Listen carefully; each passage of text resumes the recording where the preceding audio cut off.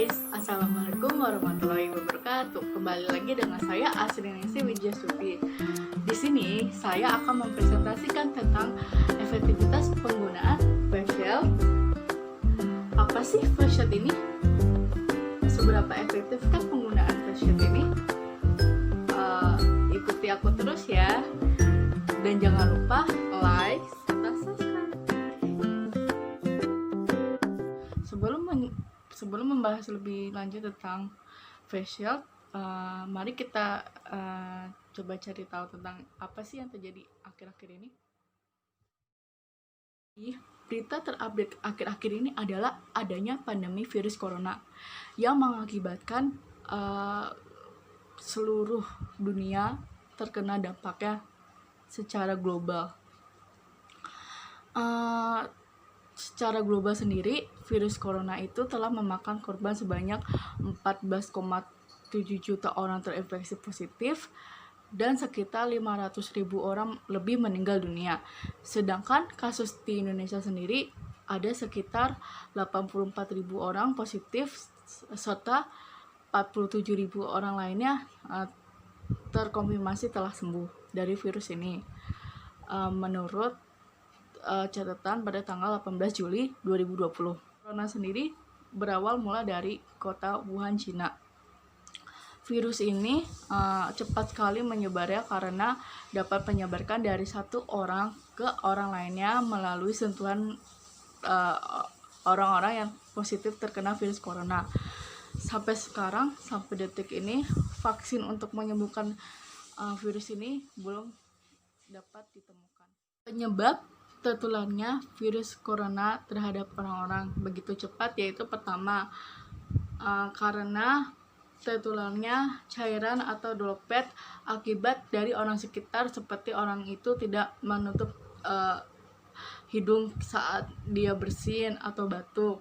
Yang kedua, kita tidak mencuci tangan setelah menyentuh benda asing di sekeliling kita. Yang ketiga yaitu kontak fisik langsung dengan penderita virus corona ini atau yang disebut dengan COVID-19.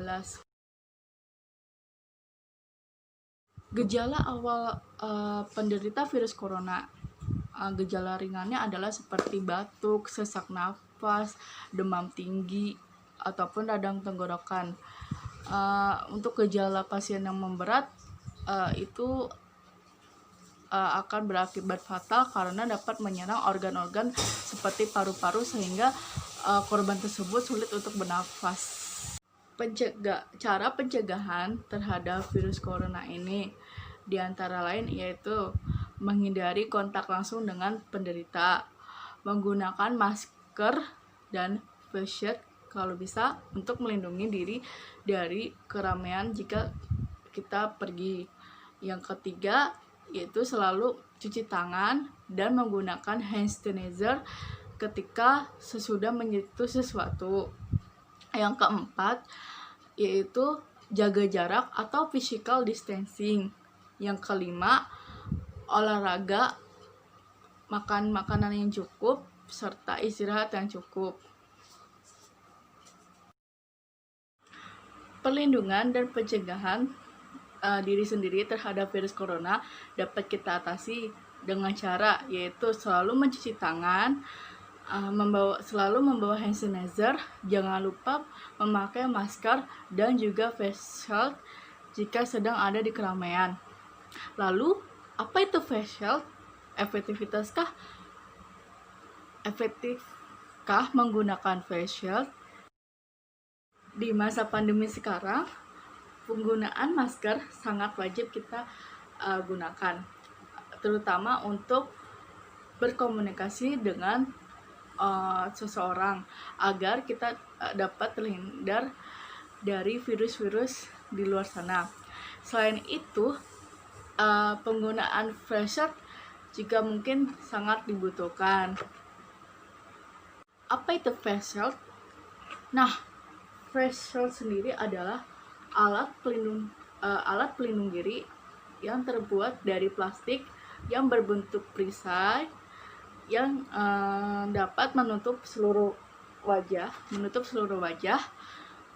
dan diyakini dapat mencegah penularan COVID-19. Jadi, efektifkah penggunaan face shield ini? Jadi, masyarakat sekarang itu menganggap bahwa penggunaan face shield ini lebih efektif karena dapat melindungi seluruh wajah dari mata hingga mulut. Penggunaan face shield ini dianggap lebih dapat mengurangi tertularnya virus corona karena cairan droplet ini tidak langsung dapat mengenai seluruh wajah ini. Di negara Singapura pun penggunaan face shield ini tuh kayak seperti wajib digunakan di area publik, fasilitas publik seperti sekolahan, pemerintah, kantor, dan lainnya. Di Indonesia sendiri pun face shield ini tuh pemerintah menganggap bahwa penggunaan face shield ini efektif, namun lebih efektif lagi jika kita menggunakannya dengan masker. Maka dari itu penggunaan face shield ini tuh dianggap sebagai pelengkap pelindung diri. Harga face shield ini tuh sangat bervariasi, mulai dari harga 20.000 yang saya temukan dari harga 20.000 sampai 40.000 per satu piece. Berikut adalah tata cara menggunakan masker serta face shield.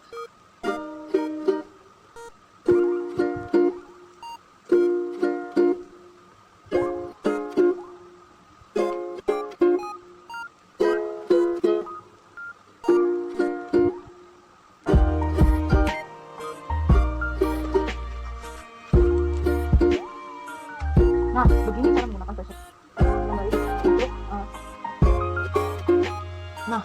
begini cara menggunakan face shield bisa dibuka. Face shield ini tuh sangat efektif melindungi seluruh wajah. Maka dari itu dapat digunakan untuk saat kita bepergian jauh. Dengan menggunakan face shield, yang pertama adalah dapat melindungi seluruh wajah. Yang kedua, tidak mengganggu saluran pernapasan.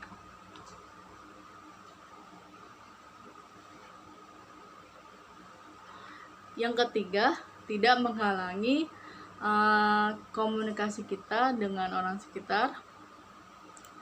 Yang keempat dapat dibarengi dengan alat perlindungan diri lainnya seperti masker, penggunaan masker. Jadi kekurangan face shield ini tuh diantaranya adalah mudah berembun. Terus kalau misalnya kita pakai lama-lama itu mudah pengap. Yang kedua, cairan droplet itu tetap masuk tapi melalui celah-celah yang ada di sekitar yang tidak dapat dilindungi oleh face shield ini. Yang ketiga, itu bukan menjadi alat pelindung utama, karena alat pelindungan utama kita itu tetap masker. Masker ini tuh masker ini sekarang itu dianggap sebagai alat pelindung utama nomor 1. Pembahasan video terakhir ini adalah kita akan membahas tentang tatanan hidup baru atau new normal. Nah, new normal itu atau tatanan hidup baru adalah dimana kita harus mengikuti protokol kesehatan yang ada di sekitar kita demi menjaga kesehatan fisik serta jasmani diri kita sendiri maupun orang yang ada di sekeliling kita. Tatanan hidup baru atau new normal ini tuh bertujuan untuk setidaknya meningkatkan perekonomian yang lumpuh serta mandek yang diakibatkan oleh virus corona ini. Karena virus corona ini tuh jujur saja menghambat semua aktivitas yang ada, seperti aktivitas perekonomian, pendidikan, serta pariwisata yang ada. Maka dari itu pemerintah mulai untuk melakukan tatanan hidup baru atau new normal. Di Jakarta sendiri itu sudah diterapkan dengan PSBB transisi, di mana warga Jakarta mulai beraktivitas seperti biasa, namun juga dibarengi dengan batasan-batasan yang ada. Kita juga harus mengikuti protokol yang ada. Terus harus jika merasa kurang enak kita juga bisa istirahat. Maka dari itu, untuk menghindari virus ini tuh kita harus siap siaga. Kesehatan baik fisik maupun rohani itu harus kita jaga selalu. Kita tidak boleh cepat stres juga.